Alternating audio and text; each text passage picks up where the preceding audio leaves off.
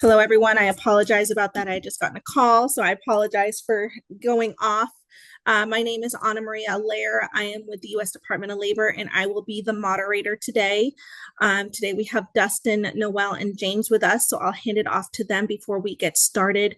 I did want to just say before they start, if you have any questions, feel free to put that in the Q&A or to utilize the chat. Dustin, do you want to go ahead and introduce yourself? Absolutely. Well, thank you. Appreciate having myself on here for, I think this is almost my third going on fourth time being part of Inclusion Maine. So it's really exciting. My name is Dustin Ward. I have first a consulting business I started in 2020 called It Is Time. I started as a racial equity and reconciliation advocate.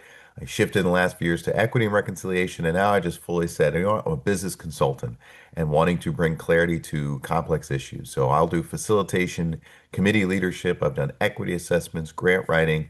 My hope is I want to offer a way for business to take what's really difficult, especially in this space, what's misunderstood, and give them a path forward. So that's what I've been doing the last 4 or 5 years, and then started a golf company actually, looking to empower players to connect and play the game. So that's building some of the technology and incorporating connection into the game of golf. So I've got two hats I'm wearing this afternoon. So thank you. Appreciate it. Thanks, Dustin. We appreciate it. Noel, I'll let you go next. Good afternoon, everyone. I'm Noel Bonham. I am the state director for AARP in Maine, and I live in Portland. First time with Inclusion Maine. Thank you so much. And we'll leave it with James next. Good afternoon, everyone. My name is James McKim. I'm hailing from Goffstown, New Hampshire, but I do work in Maine, have done work in Maine for many years. I do work actually across the country. I am founding and managing partner currently of a consulting practice called Organizational Ignition. And my focus is on overall organizational performance, aligning people, process, and technology. Over the last few years, I've had a particular focus on diversity, equity, and inclusion. I published a book in 2022 called The Diversity Factor, Igniting Superior Organizational Performance. And really just trying to bring out that notion that which now has been pretty much accepted by many organizations. But when I was talking about it in 2022, it wasn't quite there, that there's a business reason for having and engaging, including diverse perspectives. So that's what I've worked with organizations about, in addition to overall organizational performance. I've actually founded a number of companies. One was a product asset tracking company, another a IT and HR resources company, and if any of you have ridden on any of the Maine State ferries, those were my employees. So I have quite a bit of experience in the workforce in Maine as well, that I hope to bring some of that experience here in our conversation today. Thank you so much. We do have one more presenter who may or may not be joining us. Her name is Lindsay. So if she does come, I'll make sure she is able to introduce herself, but I will get started with some opening remarks first. So for today, this is breakout session number 1 for the 1 p.m. Hiring untapped talent pools, people with disabilities in adult education, older workers, and key diverse communities. Maine's workforce challenges are continuing and they are becoming more complex. Maine remains one of the oldest states in the country, and as our workforce ages, employers face increasing pressure to upskill existing workers while attracting new talent. At the same time, the numbers make the challenge clear. Maine's unemployment rate remains low at approximately 3.2% compared to 4.4% nationally. This comes from the Center for Workforce Research and Information, and means that there are simply fewer people actively seeking work in Maine. The future of Maine's economy depends on how effectively we engage untapped talent pools. So as we go, I will be asking some questions that will be directly asked to different presenters that we have on here. Again, if you have questions, comments, please feel free to utilize the Q&A in the chat. The first question is for Lindsay and Dustin, and the question is racially diverse talent. Where are you finding untapped talent and connecting with racially diverse candidates, such as colleges and universities, nonprofit partners, direct outreach? Which of these sources are producing hires? And I can break that down if we need to, because that was a loaded question. It's Not that no, loaded. yeah, not that loaded. Pretty No. straightforward, right? Yeah. Yeah. Yeah. If you want me to start, I can, but I mean, I assume this Yeah. anybody can throw things in here. Go ahead, and I can certainly follow up since this is part of what I do with my work as well, both for my company and for clients. But go ahead, Dustin. No, so okay, I'll be brief then, because you probably have more expertise in this, but actually, where I've been seeing actually a great shift is I've been really engaged with our local Chamber of Commerce. So we have a Maine Black Chamber here, and the Chamber of Commerce or the chambers themselves have actually been doing more outreach and more networking. And so I've found that that is where a lot of the untapped potential is because many folks still coming out of sort of a COVID mindset and wanting to now be in person or wanting to engage more and network more. And they're finding that networking is a big piece of that. So your local business chambers, your local state chambers, those have really been the driving force in the untapped pools or untapped potentials. People I've engaged with that have actually been a great way in which I've been able to pull some resources and find people to either hire or work with.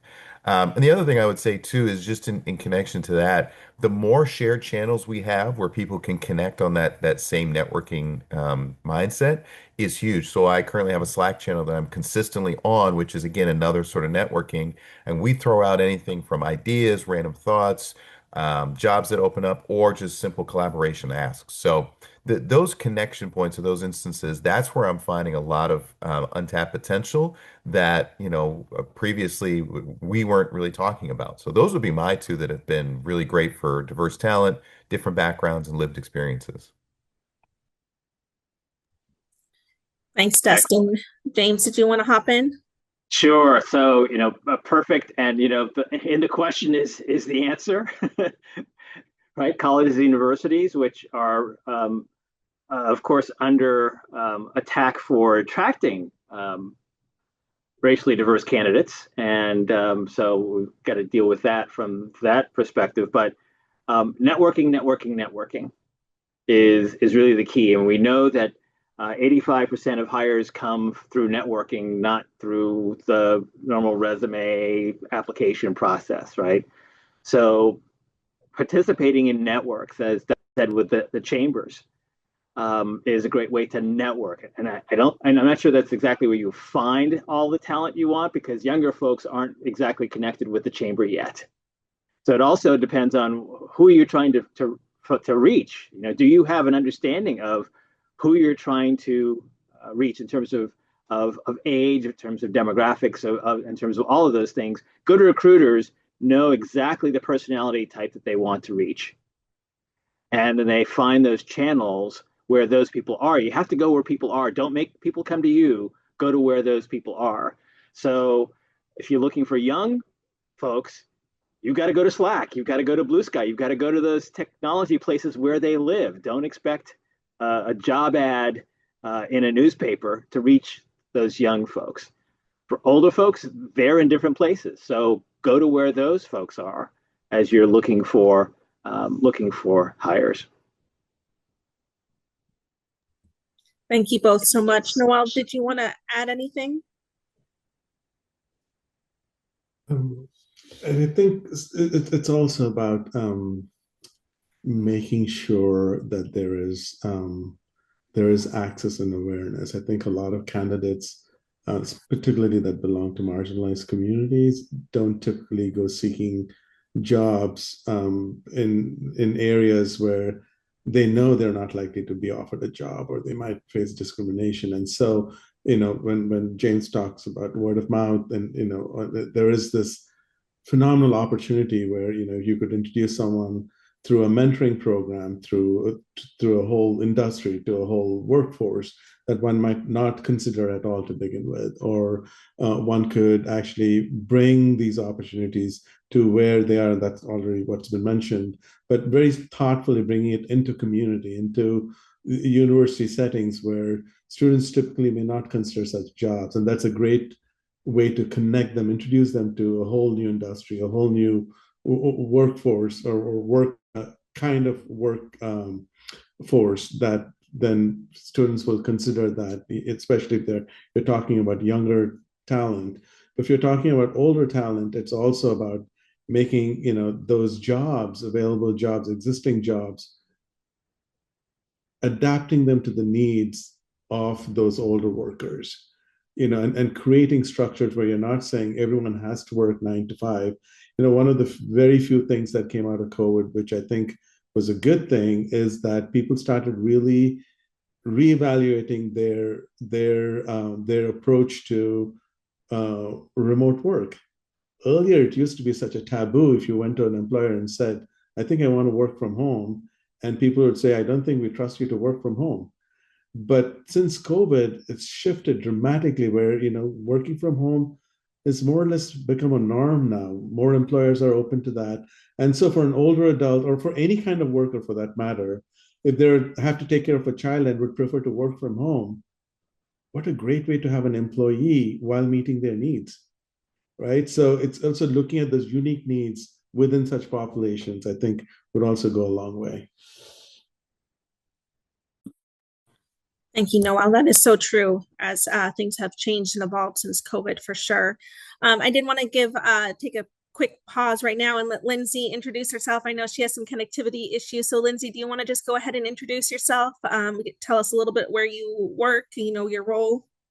Thank you. Sure. Thank you so much. I apologize for connectivity issues that I had earlier. I'm so glad to be here with you all today. Thank you for having me. I'm Lindsay Lopes. I'm the Director of Human Resources for Milestone Funeral Partners. I am based in Auburn, Maine, in our home office. Currently, I work with about 90 rooftops throughout the United States. So I'm working with a lot of folks from different backgrounds and all sorts of different age levels and ethnicity backgrounds. So I'm very happy to be here today to discuss this important topic. Thank you so much. And I'm sorry I mispronounced your last name. I apologize. I'll also give you a chance to answer this question since we're still on it. But the question is, where are you finding untapped talent and connecting with racially diverse candidates, such as colleges and universities, nonprofit partners, direct outreach? Which of those sources are producing hires? So I didn't know if you wanted to add anything to it from what you'd already heard everyone discussing. Sure, and I apologize if I repeat anything that anyone has already said, but I think one area that I find a lot of talent successfully and consistently is working with trade publications or job boards that are specific to the industry that you work in. I think that a lot of these publications or websites or maybe it's societies within the industry that you work in oftentimes will have job boards that are either free to use or low cost solution. Specifically, when we think about recruiting through more traditional channels such as LinkedIn or Indeed, that can be very pricey. But some of these more industry specific or trade specific websites or job boards oftentimes are a cost effective solution as well. And it gets you right in front of candidates that are already in your industry and that are looking for work. Thank you so much, Lindsay. That's great. The next question is for Noelle and James, but of course we'll open it up to everyone else as well, is for older workers. Labor workforce participation from older workers has increased dramatically in Maine. What are you seeing employers do that is engaging older workers effectively? What can still be improved?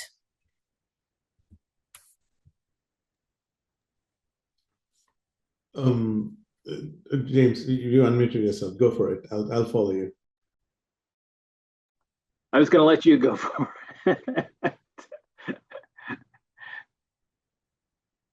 You're on mute. There we go. I'd be happy to. So I think older workers are working longer than previous generations because I think it's just the reality of economics. And that's true in our state as well. On average, an older worker works about 7 years longer than they intended to. So they work all their lives. thinking they're going to save enough to be able to retire at a certain age, and they get to that age or they're getting closer to that age, and they realize that they're not quite ready because it's everything is far more expensive, and they need to have saved a lot more to be able to retire. So on average, they're working 7 years longer, and that's saying something. If you put every working adult together, older adult together, and then add those 7 years, it's a lot of extra years that people are having to work. Having said that, in our state, Anna Maria, you mentioned this already, the dearth of workforce in our state, there's a huge gap. And at the same time, even as people are working longer, there's still a workforce gap in our state because we don't have enough workers. And I think that's because we are not thinking outside the box as employers. We're not thinking outside the box as an industry itself and saying, how can we attract talent that exists within our state by thinking outside the box? For example, I mentioned this already. We have this notion that people have to work 9 to 5. Well, for an older person who's worked, 4 decades of their life, they're not looking to work another 9 to 5 job, but they just want another job to make ends meet from maybe just 15 hours a week, maybe 20 hours a week. Or maybe they do not want to go first thing in the morning into work at 9. They've done that, as a teacher for 36 years at a local school, like waking up at 6 in the morning and, getting to school at 7:30 to teach kids till 3:30 and then heading home. But maybe they just want a job where they could start working at 10 in the morning. They'll still be just as effective. They'll still work just as hard, and they'll contribute to that workplace. But if the employer is not flexible in those ways, then they're actually shutting the door on older workers who are capable, available in our state. So I think that's something that's really important. If you think about all the New England states, not just Maine, but Maine in particular, where we have a very high number of older adults, we are the oldest state in the nation, both by median age and by the number of older adults. So we have a lot of people who are interested in kind of going back to work, but the opportunities are not there. So that's the second aspect. And the third aspect is whether older adults are actually in the workforce, are being paid or not. They also talk, and this is something that a lot of people don't talk about, is they are taking care of someone. They're either taking care of a spouse, they're taking care of an older parent, they're taking care of a child with special needs or a sibling or a neighbor, and they're contributing to the long-term care system in our state without being paid. They're unpaid labor, and which adds up to billions of dollars annually. And if the same people who are receiving care from older adults went into the system, like a nursing system or other systems where they're actually being provided care, being paid to provide, where they're receiving care and that care is being paid for, that would cost our state a whole lot more. So there's other economic value there as well from older adults, and that's not being taken into account. So I'll stop there and see what James and others have to say. I might add a couple of things later. Thank you so much, Noel. James, the floor is yours. Thank you, Noel. Yeah, so spot on, and I think in the sense of this is good not just for old workers, for any worker. As an employer, you're going to get the best, and I see some companies waking up to this. You're going to get the most productivity out of an individual if they are provided for, if they feel like they're in a win-win situation with the employer. And what that means is the employer needs to work maybe a little harder to truly understand what the needs of this individual are, whether they're a sandwich person or not, who's taking care of a parent and a child or a grandchild, or where they happen to be in their career and their life. So really understanding what an individual needs as an older adult, and not just what they need, but what their values are.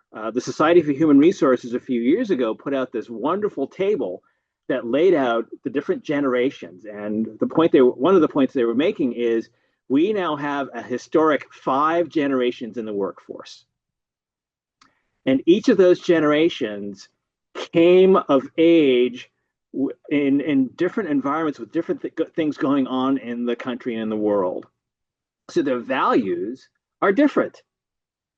depending upon the generation. The traditionalists born between 21 and 43, they were growing up during the Great Depression, which gave them a certain set of values. And if you understand those values as a leader in an organization, you understand how to deal with those people a bit better than you deal with the Generation Z folks who never knew a time when there wasn't a cell phone and a smartphone. Right?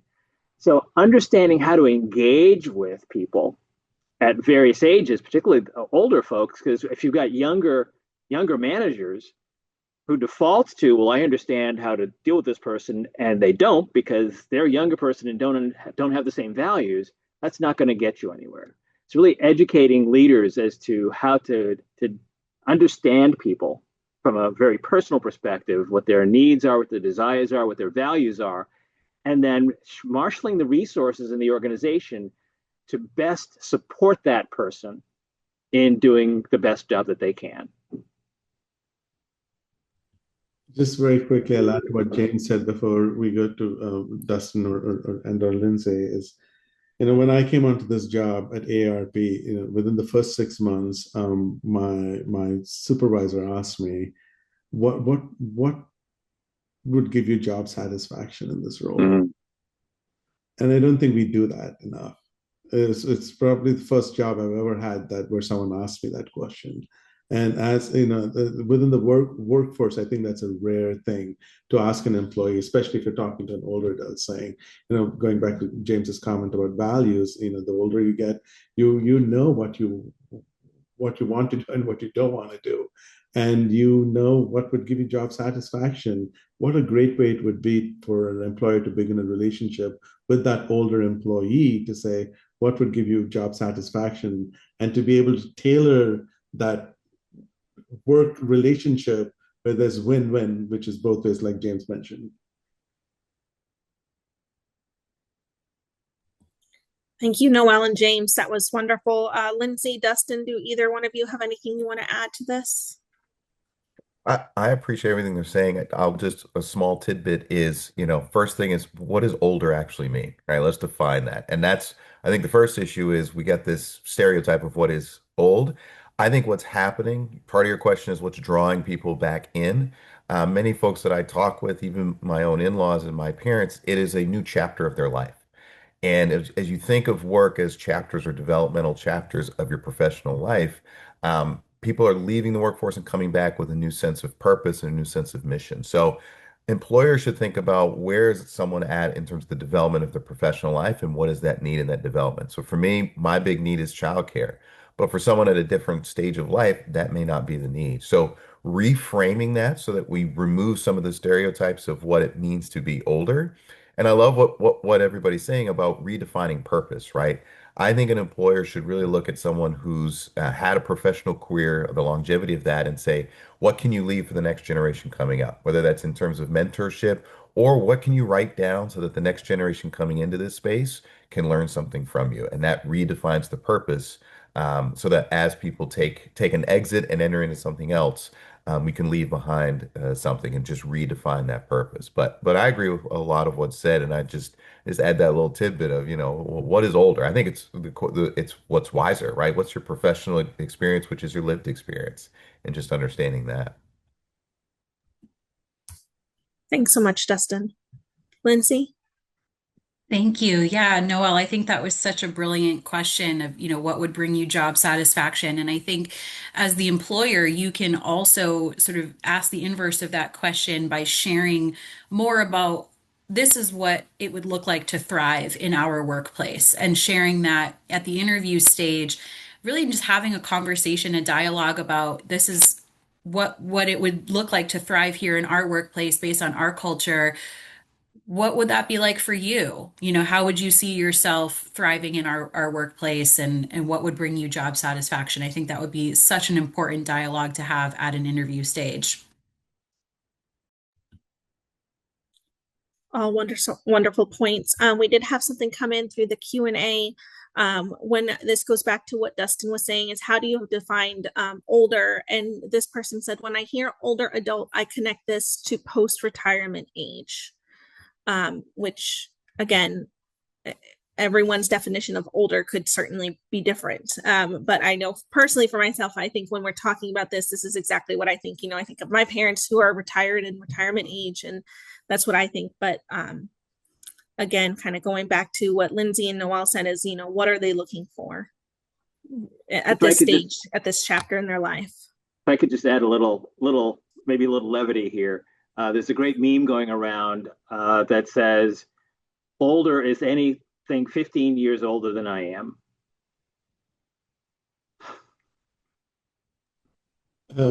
That's a good one. I also want to, I mean, the idea of an older worker, there's something what is defined by, the nation, by employers, by the retirement age. We're talking that people are working longer than when they expect to retire. We also know that the fastest growing age cohort in the nation, in the United States, is those between 85 and 104. So we are living longer. So that older worker definition will keep shifting, I think, for the next 10, 20 years. It's also shifted since, like when we were young to now, just in the last couple of generations, that has shifted significantly. So I think I kind of like what James said. It keeps shifting, right? If I get older, that is only shifting another 15 years older. But there's a lot of truth to that. And I think we have to be, thoughtful about who we're labeling as older workers, but also making sure in the same vein, acknowledging that older workers are those with experience who have, bringing to the table that's something that is unique, that has years of whatever they're bringing, wisdom, experience, talent, however you might want to define that. We did have something come through on the Q&A. Michael said, older is when I receive my AARP card in the mail. So again, bringing some lightness and some jokes forward in this one. But I think we're ready to go on to the next one. All right. So this question is for James and Dustin. It hits on key diverse communities. In Maine, only about 1/3 of working age individuals with disabilities are employed, compared to roughly 80% of those without disabilities. We also know that women make up about 51% of Maine's population, yet disparities persist in workforce participation, pay, and leadership. How are you intentionally connecting with and hiring from these underutilized talent pools, including people with disabilities, women, military veterans, or other diverse communities? Well, I love this question because it gives us an opportunity to, and Dustin kind of brought us into this. And I'm a philosophy major, and one of the things that we learn in philosophy is start with your definitions. If you don't agree to what something means, then you're already at the very beginning. You're not going to have a good conversation. So the Centers for Disease Control have reported that 25% of the population is disabled in some way, shape, or form. So what does disabled mean? Well, it's not just what we normally think of as someone who has a disability in terms of walking or physical movement. Dustin's here and Noelle's here. We wear eyeglasses. That's a disability. It's not one that most people think of as a disability, but it's a disability, right? So when we think of disability, we have to think more broadly, and it's not just those who need access, right? And I think where you find people with disabilities, where you find women, where you find military veterans and other diverse communities, we've said this already. You go to where they are. Where are they? Right? They're in churches. They're in associations because they have a trade that they want to practice. That's where you go. And I think one of the challenges organizations have is they haven't, I job description not as a static thing you just throw over the transom and hope somebody sees. A job description is a marketing tool. And it has to be targeted to those people you want. So if you want to attract women, that job description should probably be friendly, have language that's friendly to women, not turning them off. If you want to be attracting military veterans, then you need to have language that speaks to that person, right? And that's what I do with job descriptions that I write and how I advise, and I'm intentional about that. The job description first. What's the process? What's the process that you're going to bring someone through that's going to make them feel like it's worth their reaching out and applying for that job? Is the process one that they feel they're going to get a fair shake on, so that they consider that it's worth trying? If not, then they're not going to try. So those are just some thoughts that I'd share about this question of, how do you intentionally connect with people hiring from those underutilized talent pools. So Dustin, over to you.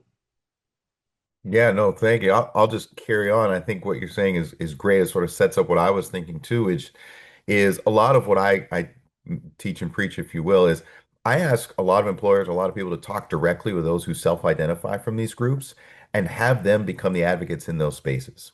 Because again, if I'm someone without that lived experience of whatever the background of the identification is, then my best efforts aren't good enough. I need to be working with that group or someone who represents that group to better create the space and the working environment that's going to alleviate any barriers for many folks who identify with the groups we've talked about and others we haven't.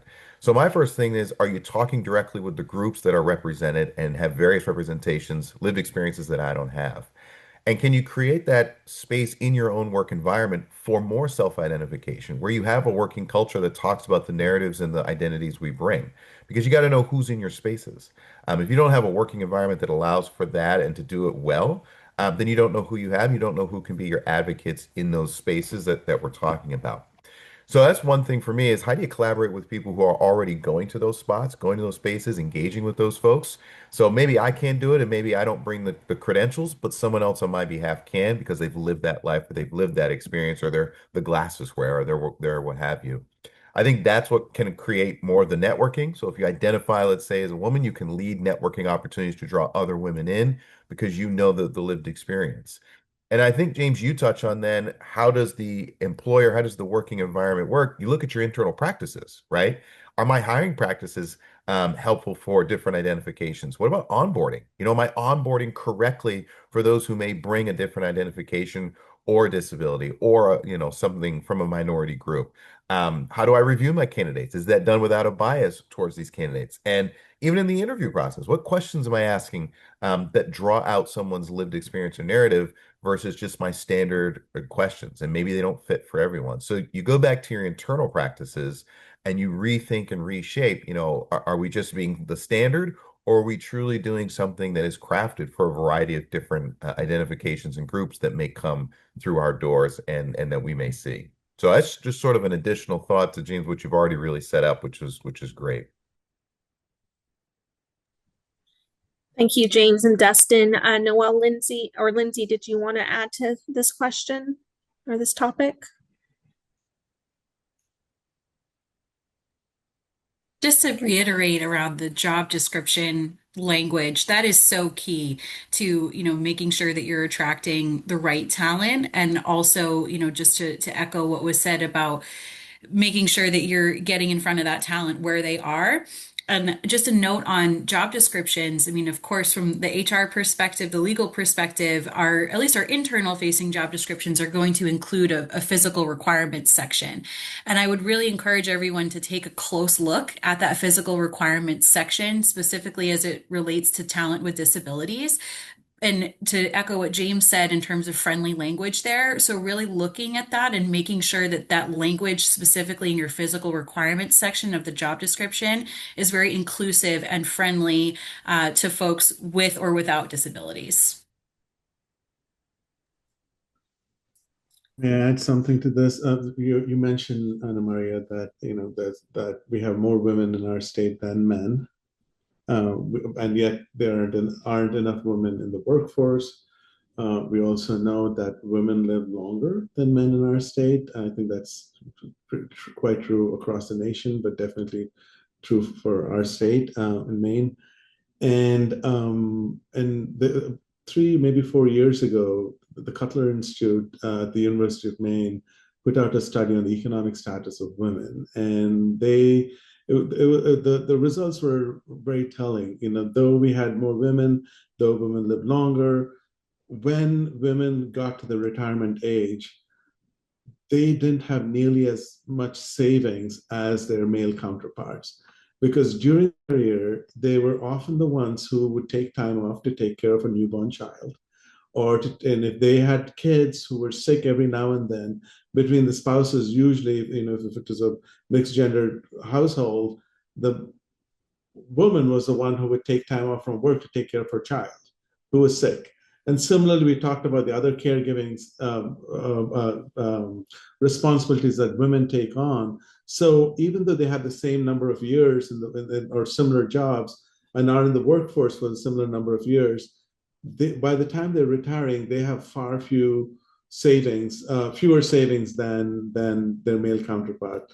And I think that's where kind of going back to the job descriptions, or whether you're talking about how you're you make it a priority to kind of make sure there's equity built into your work environment. So those who are taking on the roles and responsibilities of what I would consider as important societal responsibilities to provide care to your child, I think it's so important, right? And if an employer is not able to accommodate for that, we will continue to see those disparities. And I think meeting folks where they are, especially if you're talking about, in this case, women, if you're talking about people with disabilities, to find out what those disabilities are, to find out what the specific needs are for a male, and it could be a man as well who's caregiving, right? But I'm talking about how do we really meet people where they are as they kind of navigate being parents, spouses, children, while being employees as well.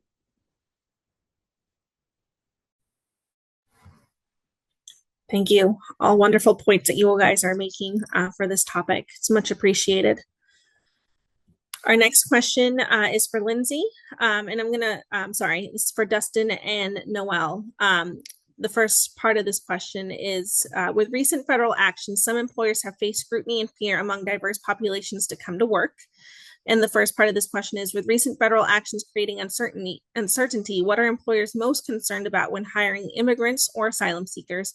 And how much of that concern is actually grounded in reality?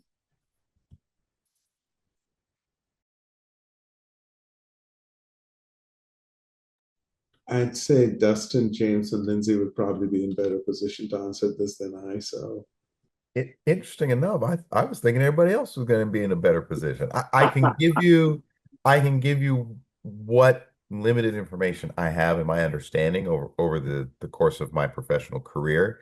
So my answer to that, in terms of the concern, right, is I know there's a concern about what are businesses allowed to do and not to do. And that's been a major question. So my first answer is know your rights. What I've noticed is a lot of employers and businesses are recognizing that there is a difference between public space and private space, and designating those has been a way in which counteracting some of the ICE offensive practices has gone. Um, I think it is grounded in reality in the sense that the reality is more continuing to breed a fear. I hosted an event actually with my golf company, and our big conversation was if ICE decides to show up, because our fear was we were hosting this as a networking event for BIPOC members. And in doing so, our fear was what happens if someone shows up and if they show up. So one thing we talked about was what is designated as public space and what is private. That is something we could be in control of. Our event venue is able to be in control of that. But there are a lot of spaces where we knew we didn't have as much control. So there's this fear that if and when they show up, what are we able to do and what are we not able to do? So just in terms of what's grounded in reality, I think the fear is still real. I will say that we're probably not doing enough in terms of assisting those with different statuses, in terms of the process, the amount of money it takes, I understand that that status is highly volatile, and court systems, those who help with statuses, that whole system bureaucratically is very backed up and is inefficient. And I think more needs to be done to assist in that. But I think the concern is real. It's just knowing what your rights are and what you're able to do and not do. Yeah, I would probably add that from what I'm seeing, too, the concern is real, and we've heard, of course, that ICE is being sent into places where we would 5 years ago, 2 years ago, not ever thought that they would be sent into. I mean, we just heard that there's a group of ICE agents being sent into Maine, right? They're being sent into all over the place. So just their presence, being masked, is a concern. It creates fear. And that's what employers are concerned about. That's what individuals are concerned about. It is, and because we've seen people get shot, it is a real concern. It is grounded in reality. Has anybody been shot in Maine yet?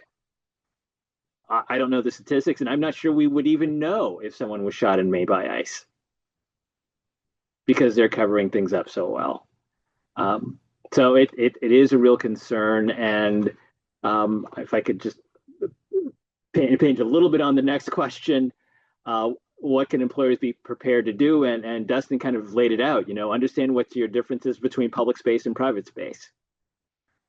In addition, work with organizations like the ACLU that put out little pamphlets like this one, which is actually in Spanish, Conozca sus derechos, know your rights.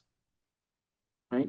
Educate yourself as an employer and provide education for your employees and those who might be potentially impacted.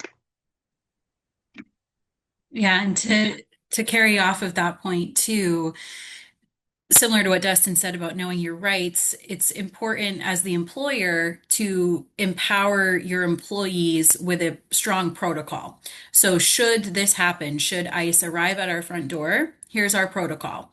And, I would recommend researching that protocol with legal counsel. So if you have in-house legal counsel or you're outsourcing that, really making sure that your protocol is legally sound, and then empowering any employee that might have responsibility with the front door. If the doorbell rings at your facility, who's going to be responsible for that doorbell, answering that door? So is it front desk personnel? Is it senior leadership? Who is it?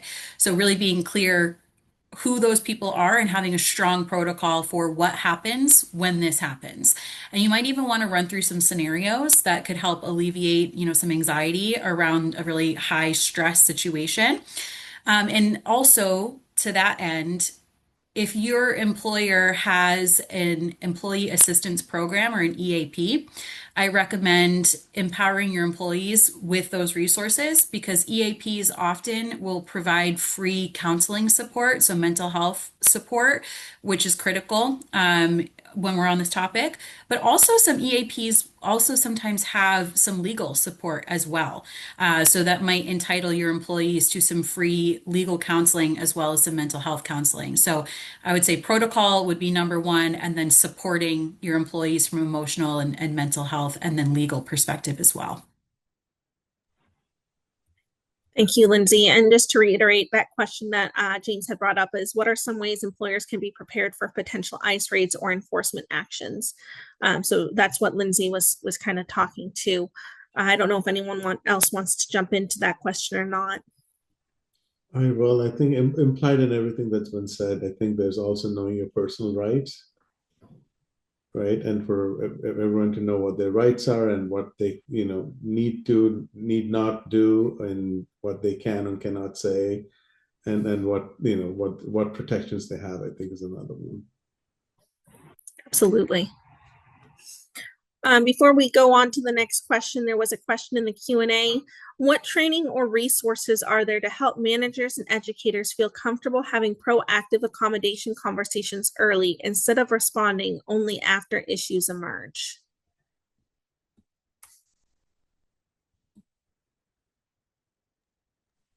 I could start. I think I think if employers and employees, this is where I think I put the responsibility on both parties, uh, would would would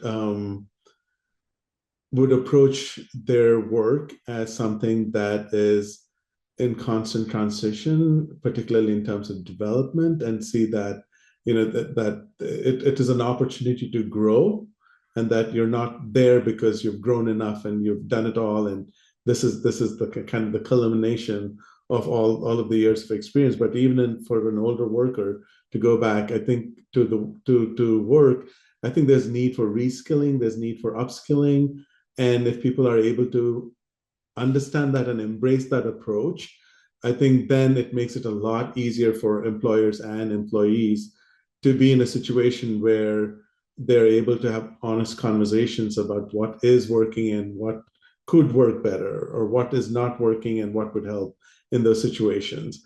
And more specifically to the question around, to avoid confrontations and to avoid tough situations, kind of goes back to what was said already. The more clarity you can have at the beginning of that relationship, either through your job description, either through the conversation you have with your supervisors around what it is that you need, as an employer, as a supervisor, and as an employee, I think the better that relationship is likely to be. And that kind of honesty only can help. It never can be a problem if you're able to honestly speak with each other and say, these are the things that matter to me, and that's very important for me in my role.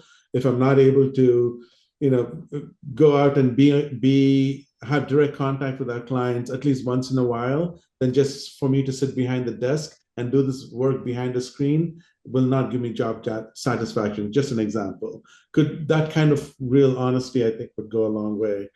And I think in terms of opportunities at every employer, ideally, if not, if the employer doesn't have it, LinkedIn has it, many other outside HR platforms have these, looking at trainings where you're able to learn how to have difficult conversations.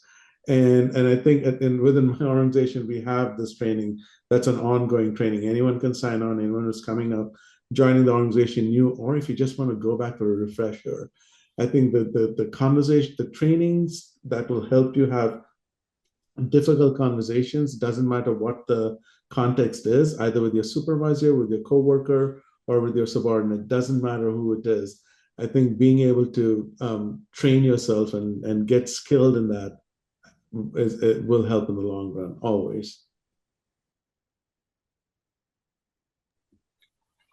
I can just add I think the question's from an employer perspective. Did I hear that right? What training can employers get? I believe ACLU of Maine has some training. Law firms like Bernstein Schurer, for example, have training that you can take advantage of.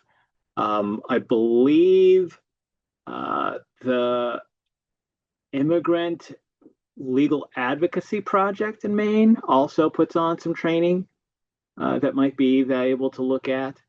And there are other organizations that provide training for individuals as well as or as a focus rather than employers as a focus. But those organizations and you're as Lindsay said, hopefully you have legal counsel. Tap in them. Right? Ask them what should we be doing? What training should we take? Because it's their job to keep you safe from a legal perspective, and that's their area of expertise. And James, you mentioned earlier the Society for Human Resources, or SHRM. That's another really excellent tool for accessing training and education. If you're a member, there's more access, but they do have some free resources as well. Thank you, Noelle, James, and Lindsay. I think it is very important, like this employer said, to be proactive and start thinking about this ahead. If anything you can do to kind of mitigate those risks now will help you in the long run, whether it's ICE or with employees with disabilities, older workers. So thank you. The next topic is training managers and team members. The experience of talent is critical to retention. belonging, and a sense that the culture of their employers is welcoming to them. The first question is for James and Dustin. What training or tools have actually changed manager behavior? James looks like he has a great answer, so I'll go first. So I'll put a shameless plug in the sense that actually the my first consulting business was built on training. There was a lot of training. We still offer what I call culture awareness cohorts, culture awareness advocacy. We sort of break down and talk about the difficult conversations that we were just mentioning a minute ago. But I've done a lot of that and built that around understanding and defining terms, understanding what's going on, how to have tough conversations. I actually Yeah. put one on for a Maine Municipal Association about facilitation. And I think a lot of managers that I see coming through, and these were town managers and clerk officials, municipal officials, they don't know how to facilitate a conversation. Facilitation is an art about controlling and owning a conversation. How do you guide it? How do you create the right space? So we put that together. And so much of even my past history before my consulting, I say management is about soul care, right? It's who you have in the building, and it's really understanding who and growing that who, and understanding who they are. So we've done some trainings and programs around how do you have those conversations? How do you build people up? What does that look like? That's really the cultural awareness piece. But there are other groups, as you've heard, that do very similar trainings all across. But we've offered those as well and can sort of structure whatever the need is for an organization. But I'm curious if James has a story maybe that he's waiting to tell. Uh, Plenty, plenty, plenty. So the question's about leadership, right? And to set the stage here, so many leaders, managers are promoted into their position because they were good at their technical skill, not because they understood what it means to be a manager, but because they were good at their technical skill. So that's the first thing that has to be addressed is being a manager is different than being a technical leader. There's a whole different leadership skill set necessary. So you have to have these leaders go through a training program that helps them understand what it means to be a leader, a manager, not just a very valuable individual contributor who has the answers to all the technical questions, right? So that's the context for this. And then, the question really is about what training or tools have actually changed manager behavior. We're looking to change behavior. And I get this because of my learning and development experience. I spent 9 years in learning and development at HP globally, right? There's several different change management theories out there. But when you're thinking about changing managing behavior, it's all about, it really boils down to performance management. How is your manager being measured? What support are you giving that manager to change the behavior of where they are today to where you want them to be? Right? You've got to talk in those kinds of behavioral terms, not just in the I want you to change your behavior, go do it. Right? There has to be an expectation set, there has to be follow through, there has to be measurement and support for that person who is trying to make that change, and also letting the folks who are working with that person, working for that manager or peering with that manager, here's the change behavior we're looking for from this person. How can you help? Right? Because if it's more difficult for a manager to change their behavior if they're doing it by themselves, going with all the headwinds. We have to eliminate those headwinds. And frankly, that's what a good manager does. A good leader eliminates roadblocks. So if we're looking for a manager to change behavior, well, what's that manager's manager doing to help make that happen? James, I'm curious too if you'd advocate for I had a manager once and we instituted a 360 review and Absolutely. getting impact from people that you manage in an I, I, anonymous space is huge. Absolutely. I'm doing that with a client coming up here in another few months. In fact, yeah, I sent them a 360 survey that the people who are in the course were to give to their peers, their people who they report to, and people who they who report to them. And we're going to come back and review those 360 surveys with each individual and say, let's put together an action plan for you to improve based on this feedback that you've gotten. And oh, by the way, where do you see roadblocks that you need your management to eliminate for you in doing this? Thank you, Dustin and James. Lindsay, Noel, did you want to put any input?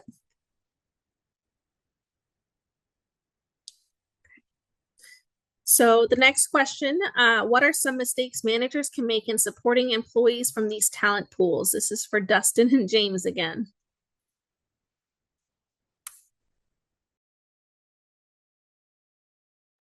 Oh, we got 3 minutes. 2 minutes. Mistakes managers can make. I'll just kind of inverse what we just talked about. Not giving managers the support they need. Not clearing the roadblocks. Not setting the expectations that here's the behavior, clearly establishing what the behavior is that is needed, and then helping that person meet that change, make those changes. When you get managers too who think they can do it all themselves, internal burden carrying, I've seen a lot of that where, again, talk about support. If there isn't support, it becomes sort of on the manager themselves. But when they sort of take it upon themselves to fix everything, I've seen that as a huge mistake. So, know where your supports are and know that you shouldn't be doing it all yourself. That can cause some issues. So I would say that.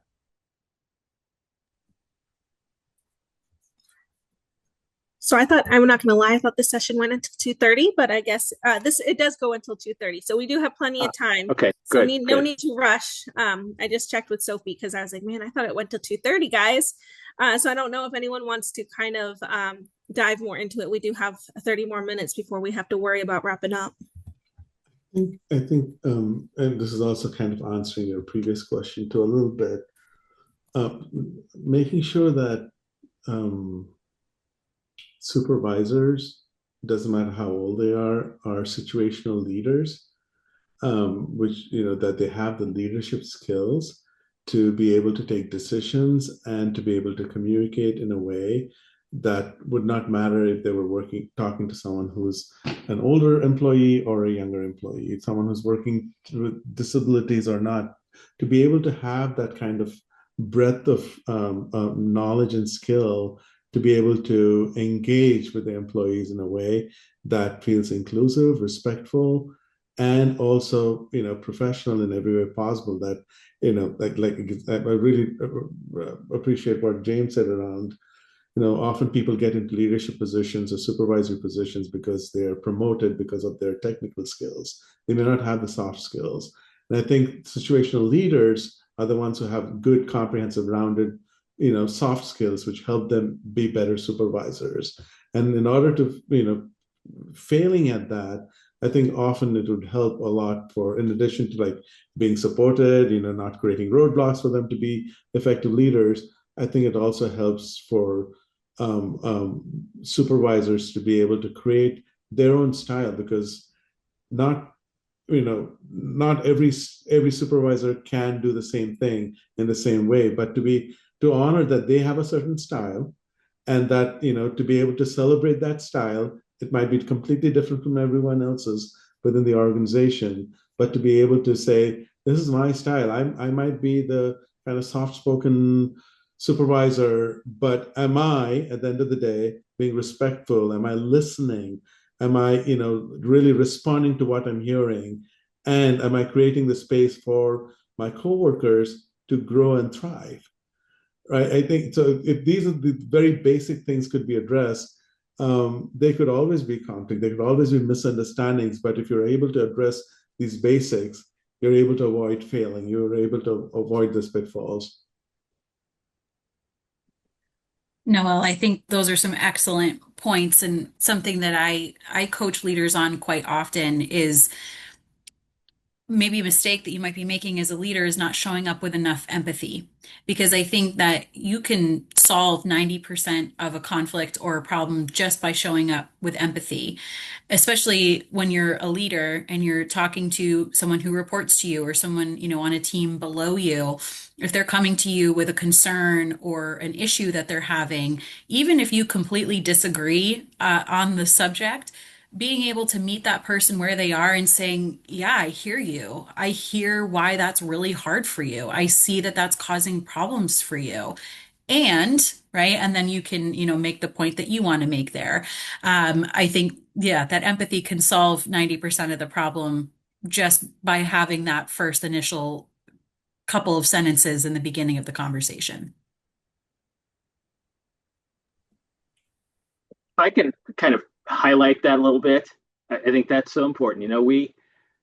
As we said, people who are promoted into management frequently are the ones who've had the most experience and most senior from a technical perspective. And so have this tendency to want to just solve the problem. Whereas as a manager, you step back and say, all right, my job is to support this individual in solving their own problem. So the coaching approach that Lindsay just talked about is so critical, that says, all right, you describe this problem. What do you think is the solution? And you know what? You think about how we ourselves operate. Sometimes we come up with a solution as soon as we've articulated the problem to somebody else. So managers need to be that sounding board, that creator of a space for people to solve their own problems, because otherwise they're not going to grow. They're always going to come to you for the answers to the question. And that's not fulfilling for them. That's not fulfilling for you. That's a drain on you. That's a drain on the company.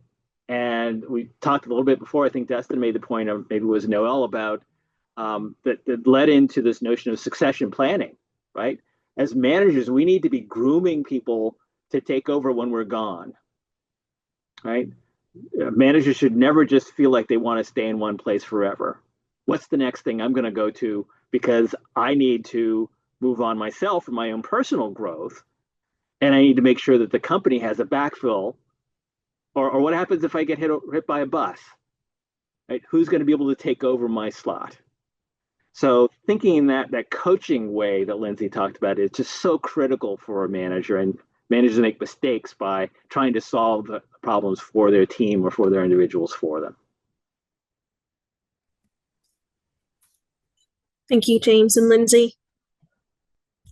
And the final question is, why do employees who are older workers, people with disabilities, women, or racially diverse backgrounds often leave the workplace? Factors beyond pay that contribute to a person finding a new employer or leaving the workplace altogether. What can be done for improved retention? This is for Noel and Lindsay, but again, we'll open it up to everybody. Yeah, so I think there's kind of two key buckets when you look at that challenge. I think the first one is a little bit more efficient to solve, and that would be some barriers that people may have to doing their best work in your work environment. So that might be things like technology barriers or language barriers or timing and scheduling barriers. As we talked about earlier, if you have people that you care for at home, or, childcare needs, whatever that might be, it might cause some barriers for you in being able to meet an expectation at work. I see it a lot with technology barrier, with some of the employees that I work with that are older, that don't access technology in the same way that some younger folks might. So for example, with our timekeeping, we require an app on a smartphone to track hours, and that can be a challenge for some folks. So we come up with creative solutions. Maybe for some employees, they still access a paper time card, and their manager inputs the hours into the system through the app. It's a creative solution that we've found that has worked well, to alleviate a technology barrier. But I think your second bucket to that retention issue is a lot more nebulous, and that's going to be your culture. And that's why, we have so many brilliant professionals that dedicate their entire careers to culture and inclusion and belonging, because it is such a nebulous topic and it's something that doesn't have a lot of quick and easy fixes.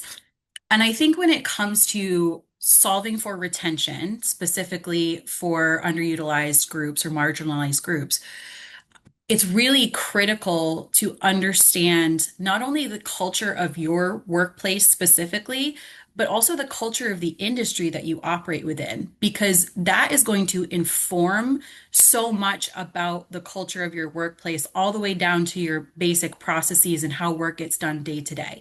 So, for example, if you're working in software or biotech, those are going to be very agile, fast-paced environments. Whereas, other environments, maybe nonprofit or healthcare, maybe have a little bit of a slower pace and allow for more community work or group work or teamwork. So really understanding, what are the cultural elements of the industry that I work in, and then how does that trickle down into my workplace specifically?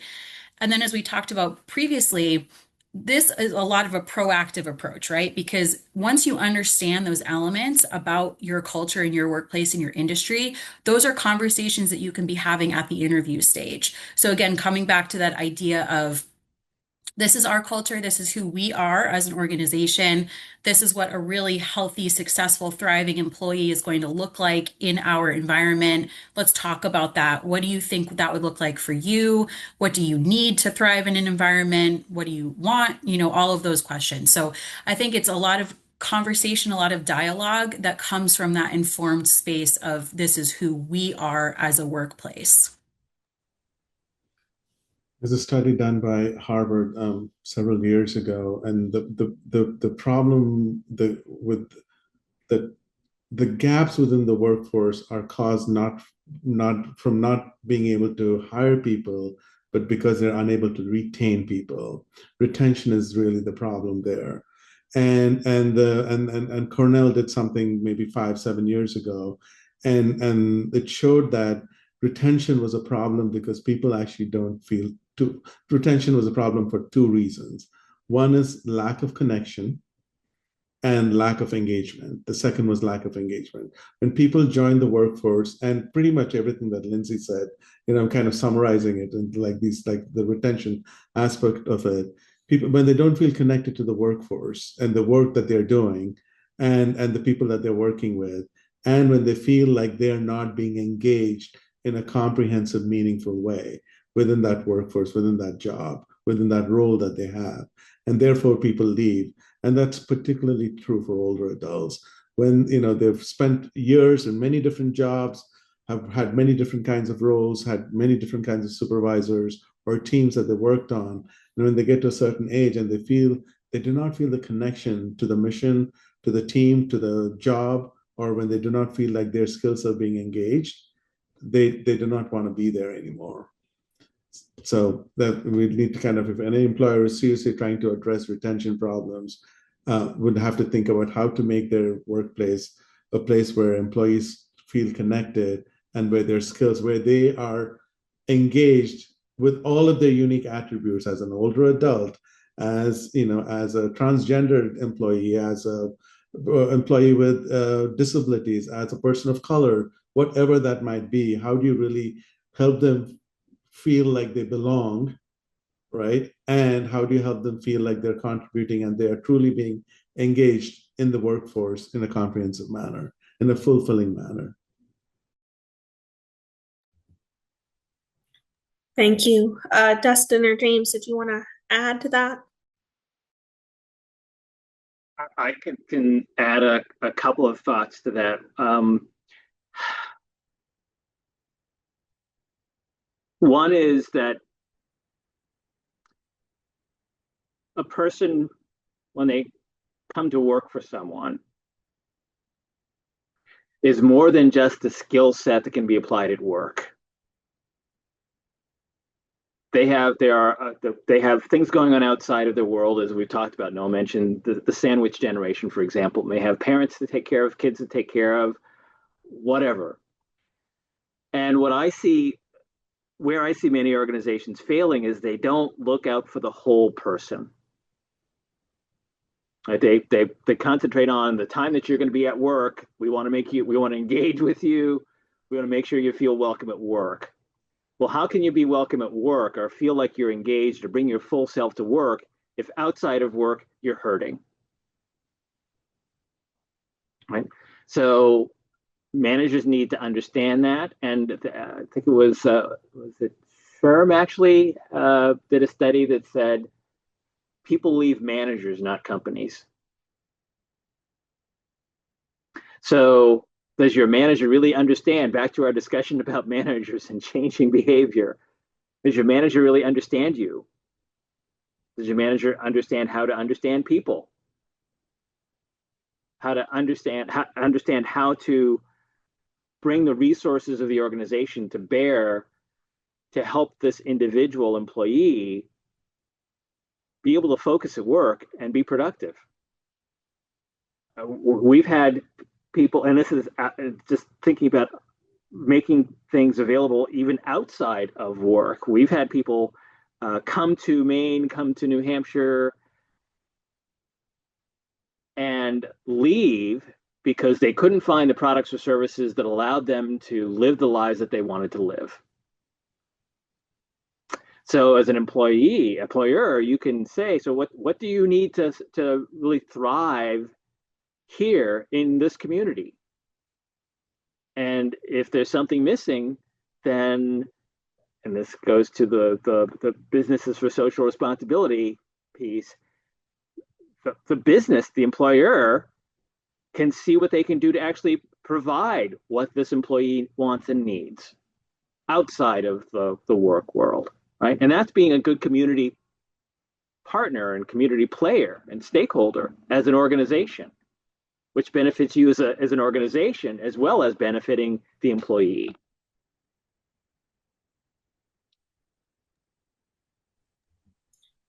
Thank you, James. Dustin, I saw you came off mute. Did you want to add?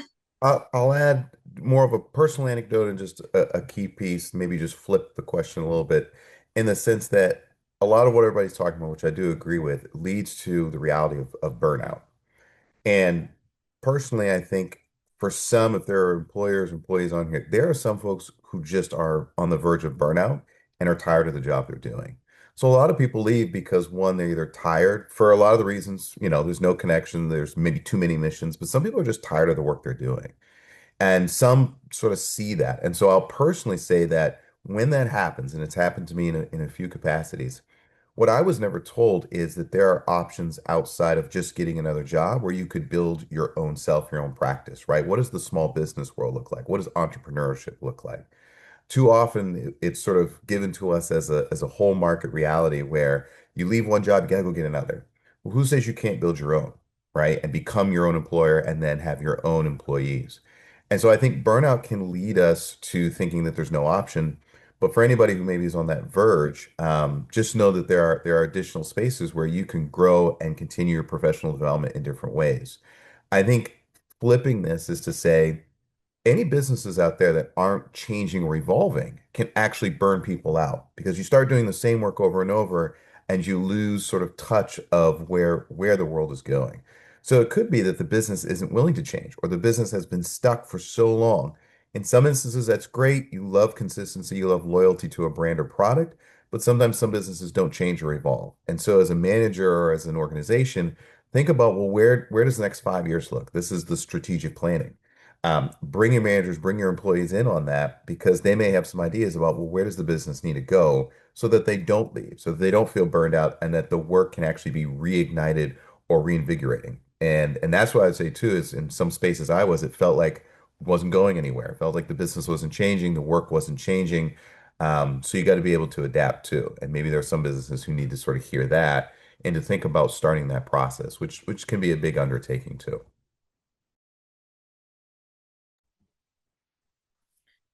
Well, thank you so much to Dustin, James, Lindsay, and Noel. I'm going to go ahead and just give us a moment in case anyone has some final questions. But while we do that, Noel, I see you've been adding some things in the chat. So do you want to explain what you added for folks? I've seen various links come through. This was in response to someone who put in the chat, are there links and any resources, that websites that they could go to, or some of the things that we're talking about? And I've included 6 links here, and there are links. Some links are specific to employers, and some links are specific to older employees who are wanting to go back to the workforce. So these are all links specific to older workers, but good tools nonetheless for everyone. Wonderful. Thank you, Noel. We appreciate that. There is nothing in the chat or in the questions, so I just wanted to give our presenters another chance if they had anything they wanted to add, just any closing remarks before we leave. I'll open the floor to them if they have anything they want to add before we get ready for closing ceremony and remarks.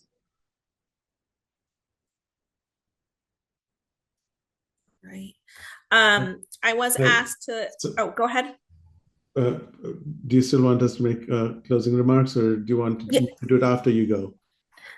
No, you can go ahead. I was going to say, I was asked to ask everyone to stay in this breakout room for closing session at 2:30. I just wanted to make that public announcement. But yes, you guys can go ahead if there's anything you want to say to kind of just end this session. So I've seen Dustin and James also unmute themselves. So why don't you guys go? I'll go last. Maybe Lindsay too has something to say. James, go ahead. Go ahead. Oh, I was just going to suggest that, we've been talking about a number of things, and we're trying to focus on the underserved population. How do you really center them to leverage the unique perspectives that they have, right? Research shows us that from McKinsey and others that businesses thrive, businesses do better when different perspectives really is the bottom line that I came to in my research. It's different perspectives. And if you think about it that way, not just we need to have diverse people in our organization, we need to have diverse perspectives. And kind of naturally, you'll get the diverse people because diverse people have the diverse perspectives, right?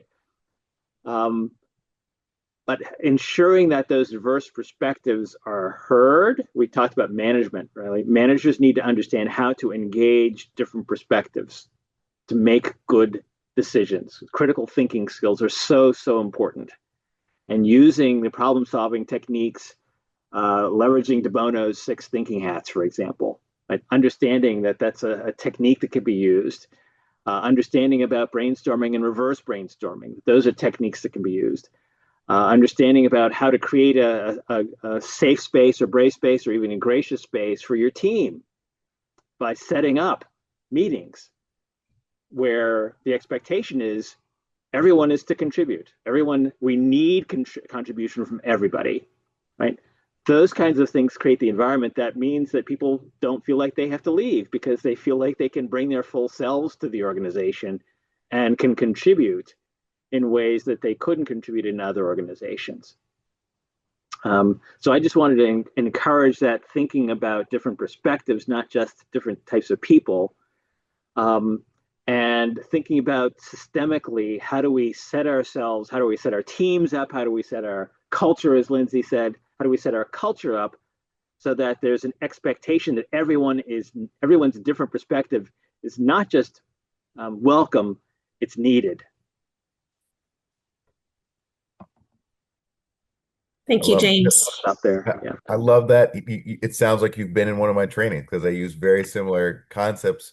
I talk a lot about the diverse lived experiences, right? And so a couple of things I'll leave with this audience is don't go back to the drawing board and be tokenistic, right? Don't just hire someone because they are the one token individual who can represent the full breadth of that group. Begin to think about people's diverse lived experiences. They live and breathe in your own organization already, just finding the spaces to bring them out. But again, different perspective, diverse lived experiences, whatever term you use. I think the other big thing when we talk inclusion for me, yes, can you bring your full self into the table? That's your identity and your humanity. But for me, it's just the space that I come into, my workspace. Does it also reflect me physically and emotionally? There are moments where we come into a workspace that we may not be happy, we may be sad, we may be angry, we may be excited, joyful, passionate. can that all live in my work environment? And if so, is that reflected? Does my manager respect? We talk about empathy. Can they respect those things I'm going to bring in? Because not every day is perfect. So, as employers and as managers, make sure you create that right space where emotionally you can bring in your full self, and then physically, right? Can I bring in and see that a piece of me has been left here as a legacy? Do I see impact that I'm doing? Or you're going to have folks who just walk out the door and they're going to find somewhere else where they know they're making impact. So those would be sort of the lasting things I'd say. If you hear nothing else, which we've offered a lot of great stuff, those really are hugely impactful in this current work environment. Thanks so much, Dustin. I think for me, as a final thought to this really important topic, is just the sense of individuality. I think we've all talked about that in a lot of different ways throughout this session today, but the way to have the most confidence in yourself and in your work is to be yourself. And that's goes for if you're a manager, if you're an individual contributor, whoever you are at work, it's you showing up as you authentically is what's going to allow for that confidence to come through and for you to do your best work. And so if you're feeling some anxiety or hesitation about, I don't know if I feel like myself at work, or if I am confident, I'm not sure. I would encourage you to look into that a little bit more within yourself and ask yourself some tough questions about that. And then, if you feel safe to do so, to bring that up to your manager and have an honest conversation about that. I'm not feeling like I'm doing my best work in this area. And I wonder if part of that is because I don't feel comfortable and safe to be this thing, or whatever it is that you've identified as, a root cause there. So I just want to share that last thought around the individuality element, and, that leads to the confidence in your work. Thank you, Lindsay. ARP's vision is to empower people to choose how they live as they age, and I think for a lot of older workers, as they are, staying longer in the workforce or going back into the workforce, and we also know that a good number of people are actually becoming investors as older adults into the employment world. It doesn't matter how they're approaching the world of employment and workforce. Um, I think it's really important to change the narrative on older adults. And Maine is the oldest state, and often we say that like it's a liability. And I think it's time to kind of change the dialogue and have people recognize and say, Maine is the oldest state in the nation. Gosh, there are a lot of old people that we could leverage in so many ways, older adults who can be leveraged in so many ways. Either tap into their wisdom, tap into their experience. They could be mentors. They could come back and help, even for a short time, a few hours a week, could make a huge difference on my team, whatever that might be. And I'm hoping that if there are any employers, particularly listening to this session today, that's one of the things they'll walk away with, that looking at older employees as differently than they have in the past. And not just greeters at Home Depot or Walmart. That's correct. Well, Not thank that you, that is Dustin. bad. Not that that is bad, but not that shouldn't be the only role. Thank you, Dustin, James, Lindsay, and Noel. Thank you so much for sharing your wisdom with us today. As I'd stated before, please stay in this room for the closing session. But if there are no other questions or comments, we'll let you go. And I hope everyone has a great weekend.